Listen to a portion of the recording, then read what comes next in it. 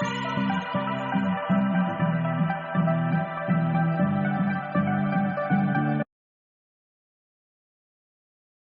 Guys, welcome to trading by roots. तो आज हम सुज़लॉन और जेपी पावर के स्टॉक का एनालिसिस करेंगे कि आज भी इसमें थोड़ा डाउनसाइड मोमेंटम देखने को मिला, तो काफ़ी इन्वेस्टर्स जो है वो पैनिक कर रहे हैं। तो मैं आपको बताऊंगा कि शेयर में रियल सिचुएशन क्या बनी हुई है, बायर सेलर्स की क्या पोजीशन बनी हुई है। जैसे कि आप कंपैरिजन देखेंगे, यहाँ पे जो वॉल्यूम्स दिख रहे हैं बाइंग के, उस मुकाबले यहाँ जो वॉल्यूम्स है वो कम है। तो ये सेलिंग इतनी इंटेंसिफाइड सेलिंग देखने को नहीं मिल रही है। हालांकि स्टॉक 3-4% गिर रहा है।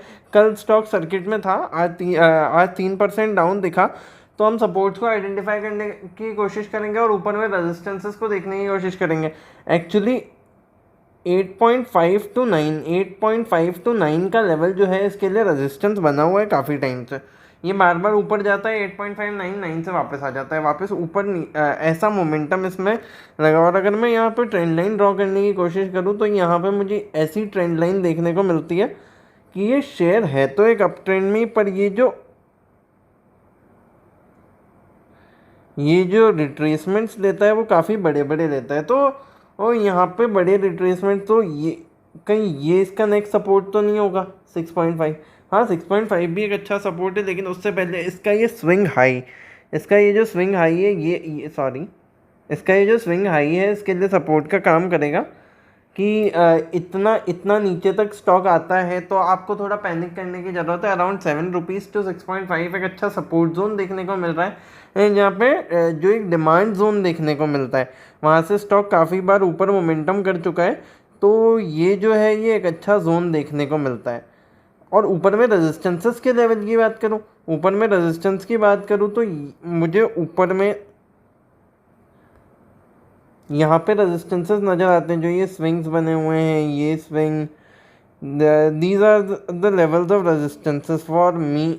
अगर अपर हायर लेवल्स की अगर बात करें सुज़लॉन में, तो ये रेजिस्टेंस के लेवल्स देखने को मिलते हैं। यहाँ पे आपको एक ये स्विंग भी देखने को मिलेगा, ये भी इसको एक अच्छा सपोर्ट दे सकता है। और अभी हालांकि सुज़लॉन यहीं पे ही सपोर्ट ले रहा है, और हो सकता है यहाँ से सपोर्ट लेके ये ऊपर चला जाए, और इतना ऊपर जाए कि आप उम्मीद भी नहीं कर सकें। तो ये सारी बातें तो समझ आती है सुज़लॉन को लेके। अब सुज़लॉन को एक बार मैं डेली चार्ट पे देख लेता हूँ कि डेली चार्ट पे सुज़लॉन में क्या मोमेंटम हो रहा है। तो यहाँ पे कल आपको एक अच्छी बाइंग हैपनिंग देखने को मिली थी, कल अच्छी बाइंग हैपनिंग देखने को मिली। तो यहाँ पे ये जो कंसोलिडेशन टाइप्स चला था काफ़ी दिनों तक, तो ये आप इसको एक सपोर्ट जोन की तरह कंसिडर कर सकते हैं in case of Suzlon, as far as Suzlon is concern. और ऊपर में टारगेट मैंने आपको बता ही दिए, 12 to 15 रुपीज़ के टारगेट। जैसे ही 10 रुपीज़ ब्रेक होगा ऊपर, आपको 12 और 15 रुपीज़ के टारगेट्स देखने को मिल सकते हैं। तो अगर आपके पास स्टॉक है पोर्टफोलियो में तो पेशेंटली होल्ड करें। और आपको अगर फ्रेश एंट्री लेनी है तो फ्रेश एंट्री मेरे हिसाब से आपको 10 के ऊपर ही लेनी चाहिए, 10 से पहले, क्योंकि ये काफ़ी रिट्रेस हो रहा है यहाँ से बार बार। तो आपको अगर फ्रेश एंट्री करनी है तो आप 10 के ऊपर ही लीजिए, और 8 रुपीज़ का आपका स्टॉप लॉस रहेगा। 8 नहीं, एक्चुअली 8.5 रुपीज़ का स्टॉप लॉस रहेगा। और नीचे में अभी अगर पोजीशन बनाए हुए हैं तो स्टॉप लॉस की बात करें तो स्टॉप लॉस 6.5 to 7 रुपीज़ की रेंज में आपका एक स्टॉप लॉस बनता है क्लोजिंग बेसिस पे।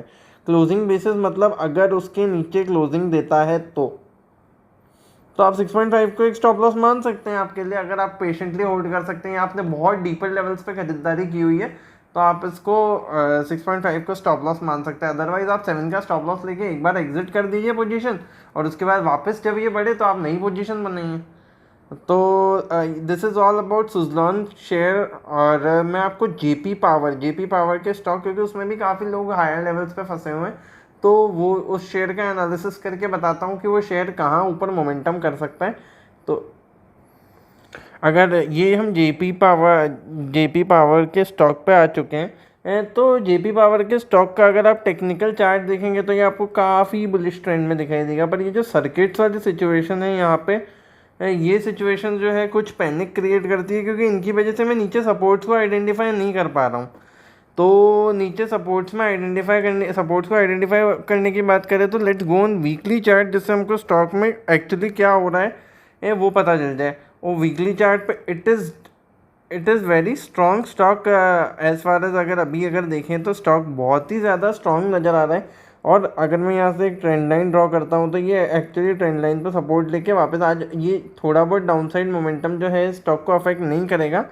और अगर मैं नीचे में सपोर्ट्स की बात करूँ तो यहाँ पे एक सपोर्ट देखने को मिलता है इस एक्चुअली हाई पे। तो अराउंड आपको 4 से 4.5 तक की रेंज में एक सपोर्ट देखने को मिलेगा। 4 से 4.5 तक की रेंज में एक सपोर्ट देखने को मिलेगा। और अभी हम काफ़ी ऊपर हैं उस लेवल से। और अगर नीचे और सपोर्ट्स की बात करूँ तो यहाँ पे एक सपोर्ट देखने को मिलता है, पर ये जो है काफ़ी नीचे। तो आप अभी एक बार 4 से 4.5 तक का ही स्टॉप लॉस सोच सकते हैं अगर आपने पोजीशन बनाई हुई है और अगर लोअर लेवल्स पे ख़रीदारी की है तो। और अगर अब दूसरी बात करें कि इसमें वॉल्यूम्स की क्या सिचुएशन बनी हुई है, यहाँ पे जो है यहाँ पे काफ़ी ज़्यादा वॉल्यूम्स देखने को मिली थी। तो इस हिसाब से ये जो सपोर्ट है ये हमारे लिए बहुत इम्पॉर्टेंट, ये जो जोन है सपोर्ट का ये बहुत इम्पॉर्टेंट हो जाता है, जो कि 4 से भी नीचे है।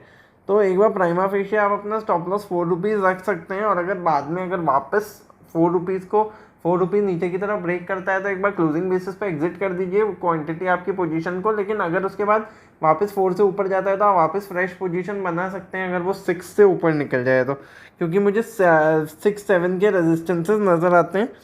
तो अगर 6 से ऊपर निकले तो यहाँ पे मुझे और ऊपर के रेजिस्टेंसेस की बात करूँ तो ये मुझे ऊपर रेजिस्टेंस नज़र आता है एक 9 रुपीज़ के लगभग। तो 8 to 9 रुपीज़ के लगभग अगला रेजिस्टेंस नज़र आता है। तो आपको नेक्स्ट टारगेट 8 to 9 रुपीज़ तक के देखने को मिल सकते हैं।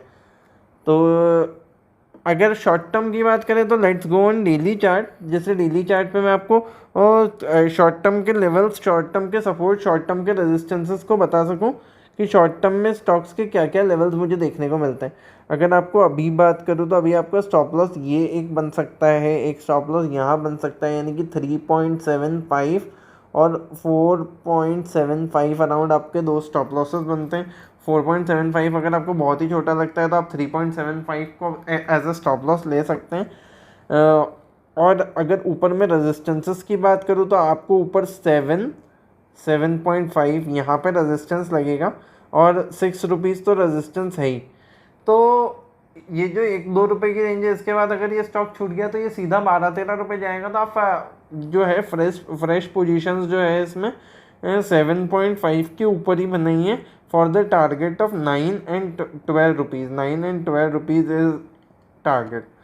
तो this is all about JP power. Volumes वगैरह हमको कम देखने को मिल रहे हैं, जो सेलिंग के वॉल्यूम्स है वो कम है और बाइंग के वॉल्यूम्स भी ठीक ठाक ही देखने को मिल रहे हैं। तो I don't see anything great happening, I can't see anything great happening in this stock. तो जो भी आपकी पोजीशन है उसको आप पेशेंटली होल्ड कीजिए और देखिए कि इसमें वॉल्यूम्स की क्या सिचुएशन बनी रहती है। हालांकि मैं अपना वीडियो के माध्यम से आपके पास लाता रहूँगा इस स्टॉक के बारे में इन्फॉर्मेशन। तो please subscribe to the channel. और स्टॉक मार्केट सीखना चाहते हो तो हमारा #मिशन 2021 ज्वाइन कर लो, जो कि आप प्लेलिस्ट में जाके जो है वो वीडियोस देख सकते हो। काफ़ी अच्छे टॉपिक्स पे मैं वीडियोस डाल रहा हूँ और सब कुछ फ्री ऑफ कॉस्ट है। सारी पेड मेंबरशिप्स में जो चीज़ें आपको सिखाई जाती है वो इस चैनल पे फ्री ऑफ कॉस्ट सिखाई जाएगी। तो ट्रेडिंग बाय रूट्स फैमिली के साथ जुड़ने के लिए आपका शुक्रिया। And please subscribe, please like, share and subscribe. Thank you so much.